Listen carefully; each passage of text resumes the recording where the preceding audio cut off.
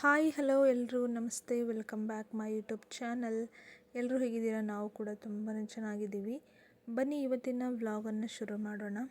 ಇದು ಮಾರ್ನಿಂಗ್ 5:30. ಇವತ್ತು ಬೇಗ ಎದ್ದು ಬೇಗನೆ ಕೆಲಸವನ್ನು ಶುರು ಮಾಡಿದ್ದೀವಿ.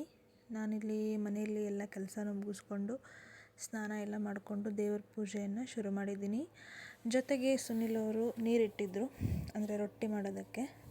ಅಷ್ಟರಲ್ಲಿ ಟೀ ಕುಡಿತಾ ಇದ್ದೀವಿ. ನೀವು ನೋಡ್ಬೋದು ತುಂಬಾ ಚಳಿ ಇರುತ್ತೆ ಬೆಳಗ್ಗೆನೆ. ಈಗ ನೀರು ಕಾದಿದೆ, ಕುದಿ ಬಂದ ಮೇಲೆ ಈಗ ಅವರು ಹಿಟ್ಟನ್ನು ಮಿಕ್ಸ್ ಮಾಡ್ತಾರೆ. ಇವತ್ತು ನಾವು ಬೇಗನೆ ಯಾಕೆ ಕೆಲಸವನ್ನು ಶುರು ಮಾಡಿದ್ದೀವಿ ಅಂತಂದರೆ, ಕೆಲವೊಮ್ಮೆ ಏನಾಗುತ್ತಂದರೆ ರೊಟ್ಟಿ ಕೊಡೋದು ತುಂಬಾ ಅರ್ಜೆಂಟ್ ಇರುತ್ತೆ. ಅಂದರೆ ಮಧ್ಯಾಹ್ನದೊಳಗಡೆ ನಾವು ರೊಟ್ಟಿನ ತಲುಪಿಸ್ಬೇಕಾಗಿರುತ್ತೆ. ಇಲ್ಲಾಂದರೆ ಕೆಲವೊಮ್ಮೆ ರೊಟ್ಟಿ ಬೇಯಿಸೋಕೆ ಏನು ಬರ್ತಾರಲ್ವ ನಮ್ಮ ಮನೆಗೆ, ಅವ್ರಿಗೆ ಏನಾದರೂ ಕೆಲಸ ಇರುತ್ತೆ.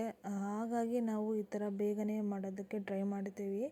ಸೊ ಈ ಸರಿ ಅವ್ರಿಗೆ ಏನೋ ಒಂದು ಕೆಲಸ ಇತ್ತು, ಹಾಗಾಗಿ ಅವರು ಬೇಗ ಬಂದು ಬೇಗ ಹೋಗ್ತೀವಿ ಅಂತ ಹೇಳಿದ್ದಕ್ಕೆ ನಾವು ಕೂಡ ಬೇಗ ಎದ್ದು ಕೆಲಸವನ್ನು ಶುರು ಮಾಡಿದ್ದೀವಿ. ಅದರಲ್ಲೂ ಇವತ್ತು ತುಂಬಾ ಒಳ್ಳೆಯ ದಿನ, ವೈಕುಂಠ ಏಕಾದಶಿ, ಜೊತೆಗೆ ಮಂಗಳವಾರ.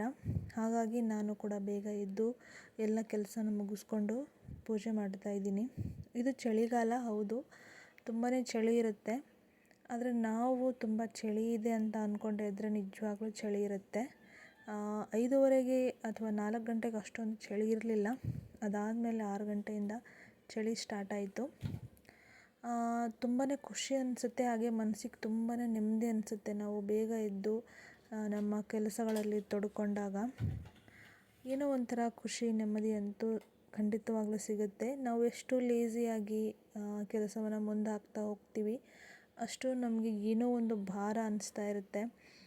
ಕೆಲಸಗಳು ಪೆಂಡಿಂಗ್ ಇದ್ದರೆ ಅದೊಂದು ಮನಸ್ಸಲ್ಲಿ ಕೊರಿತಾ ಇರುತ್ತೆ ಕೆಲಸ. ಅದನ್ನು ಅವಾಗೆ ನಾವು ಮಾಡ್ತಾ ಇದ್ದರೆ ಎಷ್ಟು ನೆಮ್ಮದಿ ಅಂತ ಅನಿಸುತ್ತೆ. ಅಷ್ಟರಲ್ಲಿ ನನ್ನ ಮಗಳು ನೋಡ್ಬೋದು, ನಾವು ಮಾಡ್ತಾ ಇರುವಂಥ ಕೆಲಸದ ಗಲಾಟೆ ಸೌಂಡಿಗೆ ಅವಳು ಎದ್ದೇಳ್ತಾ ಇದ್ಲು. ಬೆಳಗ್ಗೆ ಅವಳು ಹೇಳೋದು 9-9:30 ಹಾಗೆ ಎದ್ದೇಳ್ತಾಳೆ. ಬಟ್ ನಮ್ಮ ಒಂದು ಸೌಂಡಿಗೆ ಒಂದು 3-4 ಸರಿ ಎದ್ದೆದ್ದು ಬರ್ತಾಯಿದ್ಲು, ಅಳ್ತಾಯಿದ್ಲು. ಅವಳನ್ನ ಸಮಾಧಾನಪಡಿಸಿ ಹೋಗಿ ಮಲಗಿಸಿ ಬರ್ತಾಯಿದ್ದೆ. ಹಾಗೆ ಬೆಳಕರಿತು, ನೀವು ನೋಡ್ಬೋದು. ಇವತ್ತು ನಾವು 7:30ಗೆ ಸ್ಟಾರ್ಟ್ ಮಾಡಿದ್ದೀವಿ. ಅಂದರೆ ನಾವು ಎದ್ದಿದ್ದು 5:30ಗೆ. 5:30ಯಿಂದ ನಮ್ಮ ಕೆಲಸನ ಶುರು ಮಾಡಿದ್ವಿ. ಬಟ್ ಬೇಯಿಸೋದಕ್ಕೆ ಬರ್ತಾರಲ್ವ, ಅವರು ಬಂದಿದ್ದು 7:30ಗೆ. ಅಂದರೆ 7:30ಯಿಂದ ಕೆಲಸ ಶುರುವಾಯಿತು.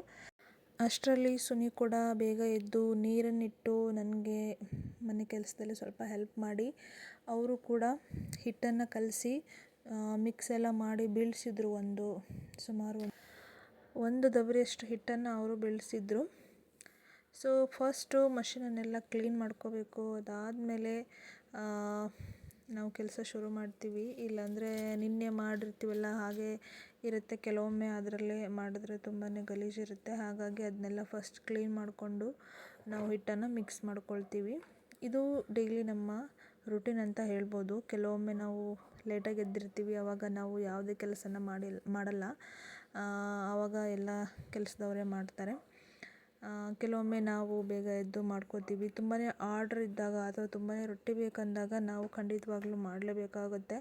ಸೊ ಎಲ್ಲನೂ ಅವ್ರ ಮೇಲೆ ಬಿಟ್ಟರೆ ರೊಟ್ಟಿ ಅಷ್ಟು ಆಗಲ್ಲ. ಹಾಗಾಗಿ ನಮಗೆ ತುಂಬ ಅರ್ಜೆಂಟ್ ಇದೆ, ತುಂಬ ಬೇಕಾಗಿರುತ್ತೆ, ಅಥವಾ ತುಂಬ ಜಾಸ್ತಿ ರೊಟ್ಟಿ ಬೇಕು ಅಂದಾಗ ನಾನು ಸುನಿ ಇಬ್ಬರು ಮಾಡ್ತೀವಿ. ಇಲ್ಲಾಂದರೆ ಅವರು ಬಂದಮೇಲೆ ನೀರು ಕಾಯಿಸಿ, ಅದಾದಮೇಲೆ ಹಿಟ್ಟು ಕಲಸಿ ಮಿಕ್ಸ್ ಮಾಡಿ ಬೀಳಿಸಿ ಮತ್ತೆ ರೊಟ್ಟಿ ತೆಗಿಬೇಕಂದ್ರೆ ಅಲ್ಲೇ 2.5-3 ತಾಸು ಆಗ್ಬಿಡುತ್ತೆ. ಅದಾದಮೇಲಿಂದ ಬೇಯಿಸೋಕೆ ಕುಂತ್ರೆ ರೊಟ್ಟಿನೇ ಆಗಲ್ಲ, ಮತ್ತು ತುಂಬಾ ಲೇಟ್ ಆಗಿಬಿಡುತ್ತೆ. ಹಾಗಾಗಿ ನಾವು ಆದಷ್ಟು ಸ್ವಲ್ಪ ನಾವೇ ಬೆಳಗ್ಗೆ ಕೆಲಸನ ಶುರು ಮಾಡಿಬಿಡ್ತೀವಿ.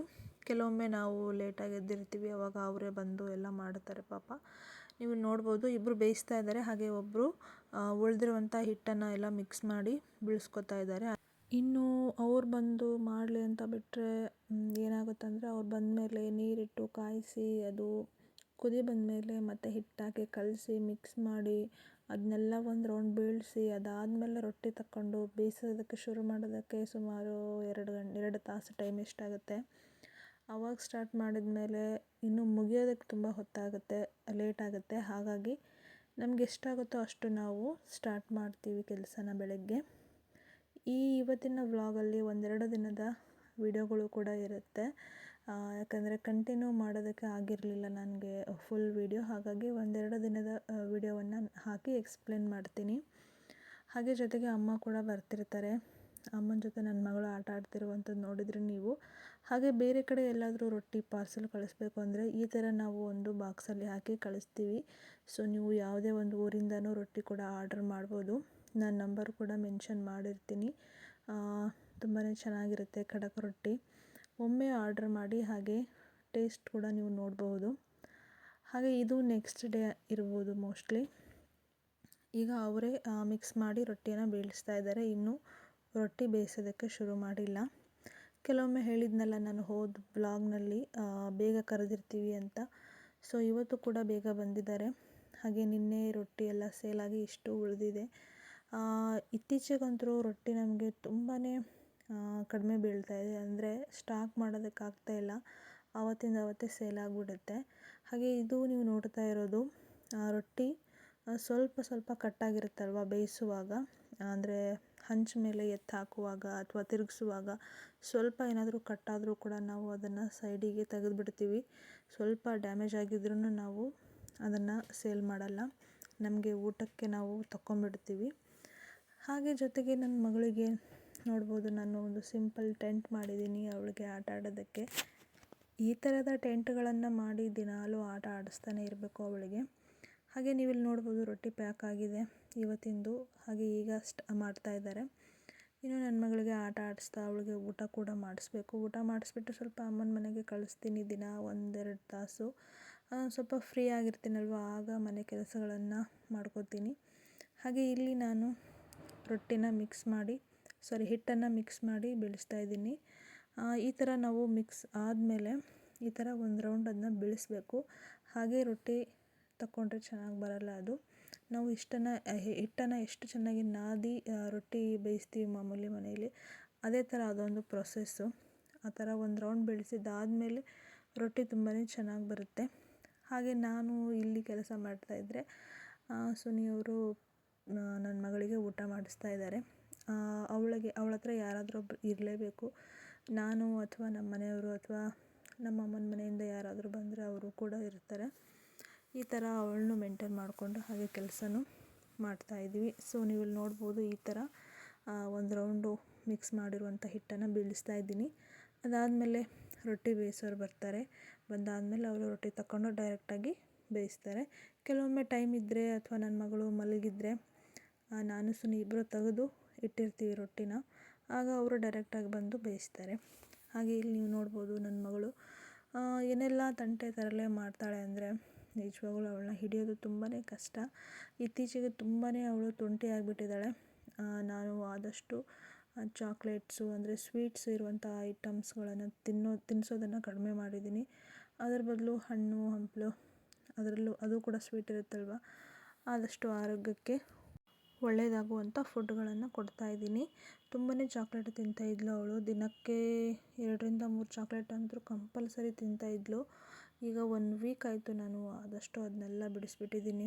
ಯಾಕಂದರೆ ಮಕ್ಕಳಿಗೆ ಒಂದು ಸರಿ ಅದು ತಿನ್ನೋದನ್ನು ಅಭ್ಯಾಸ ಮಾಡಿಕೊಂಡ್ರೆ ಬಿಡಿಸೋದು ತುಂಬಾ ಕಷ್ಟ. ಹಾಗಾಗಿ ಈಗ ಸ್ಟಾರ್ಟ್ ಮಾಡಿದ್ದೀನಿ. ಜೊತೆಗೆ ನಮ್ಮದು 5 ವರ್ಷದ ವೆಡ್ಡಿಂಗ್ ಆ್ಯನಿವರ್ಸರಿ ಇತ್ತು. ನಾವು ಸೆಲೆಬ್ರೇಟ್ ಮಾಡಿಲ್ಲ.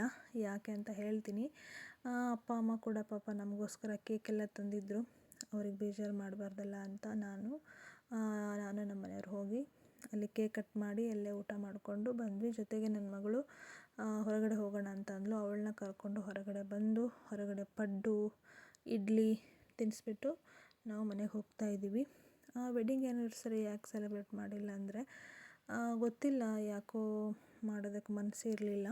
ಹಾಗೆ ಕೆಲವೊಂದು ಜೀವನದಲ್ಲಿ ಏನೋ ಒಂದು ಸಾಧನೆ ಮಾಡಬೇಕು, ಏನಾದರೂ ಒಂದು ಲೈಫಲ್ಲಿ ಮುಂದೆ ಬರಬೇಕು ಅಥವಾ ಏನಾದರೂ ನಮ್ಮದೇ ಆದಂಥ ಗುರಿ ತಲುಪಬೇಕು, ಹಾಗೆ ನಮ್ಮ ಕನಸುಗಳನ್ನೆಲ್ಲ ಈಡೇರಿಸ್ಕೋಬೇಕು, ಅದೊಂದು ಆತ್ಮತೃಪ್ತಿ ಇರುತ್ತೆ. ಸೊ ಆಗ ನನಗೆ ತುಂಬ ಖುಷಿಯಿಂದ ನಾನು ಸೆಲೆಬ್ರೇಟ್ ಮಾಡ್ತೀನಿ. ಅಲ್ಲಿವರೆಗೂ ಮಾಡಬಾರ್ದು ಅಂತ ಅಂದ್ಕೊಂಡಿದ್ದೀನಿ. ಹಾಗಾಗಿ ನಾವು ಮಾಡಲಿಲ್ಲ. ಆದರೆ ಅಪ್ಪ ಅಮ್ಮ ಬಿಡಲಿಲ್ಲ, ಅವರು ತಂದಿದ್ದರು ನಮಗೋಸ್ಕರ. ಹಾಗಾಗಿ ನಾವು ಹೋಗಿ ಕೇಕ್ ಕಟ್ ಮಾಡಿ ಅವ್ರ ಖುಷಿಗೋಸ್ಕರ ಹೋಗಿ ಬಂದ್ವಿ. ಗುಡ್ ನೈಟ್ ಕಥೋ. Bye see you. ನಾಳೆ ಮತ್ತೆ ಸಿಗ್ತೀನಿ. ಎಲ್ಲರಿಗೂ ಶುಭರಾತ್ರಿ. ದಯವಿಟ್ಟು ನಮ್ಮ ಚಾನಲ್ನ ಸಬ್ಸ್ಕ್ರೈಬ್ ಮಾಡಿ, ಲೈಕ್ ಮಾಡಿ, ಶೇರ್ ಮಾಡಿ. Thank you. Good night. अब देख न के नहीं टाटा बाय का नमस्ते करता ಅಲ್ವಾ ಇವತ್ತಿನ ವ್ಲಾಗ್. ಸೊ ಇದಾಗಿತ್ತು ಇವತ್ತಿನ ವಿಡಿಯೋ. ಮತ್ತೊಂದು ವಿಡಿಯೋ ಜೊತೆಗೆ ಸಿಗ್ತೀನಿ. ಅಲ್ಲಿವರೆಗೂ ಹೀಗೆ ಸಪೋರ್ಟ್ ಮಾಡ್ತಾ ಇರಿ. ಇದು ಹೊಸ ವರ್ಷದ ದಿನ ನಾವು ಕೇಕ್ ಕಟ್ ಮಾಡಿದ್ದು. ನನ್ನ ಮಗಳು ಅಳ್ತಾ ಇದ್ದಾಳೆ, ಯಾಕಂದರೆ ಇವಾಗಲೇ ಕೇಕ್ ಕಟ್ ಮಾಡೋಣ ಅಂಥೇಳಿ. ನಾನು ಟೈಮ್ ಆಗಿಲ್ಲ ತಡಿ ಅಂತ ಹೇಳಿದ್ರೆ ಬಿಡ್ತಾ ಇರಲಿಲ್ಲ. ಹಾಗಾಗಿ ಬೇಗನೆ ಕೇಕ್ ಕಟ್ ಮಾಡಿದ್ವಿ, ಯಾಕಂದರೆ ಅವಳು ಮಧ್ಯರಾತ್ರಿ ಎದ್ದೇಳಲ್ಲ. ಸೊ ಹಾಗಾಗಿ ಕೇಕ್ ಕಟ್ ಮಾಡಿ ಅವಳಿಗೋಸ್ಕರ ಅವಳ ಖುಷಿ ನೋಡೋದೇ ಚೆಂದ. ಹಾಗೆ ಮತ್ತೊಂದು ವಿಡಿಯೋ ಜೊತೆಗೆ ಸಿಗ್ತೀವಿ. ಎಲ್ರಿಗೂ ನಮಸ್ಕಾರ.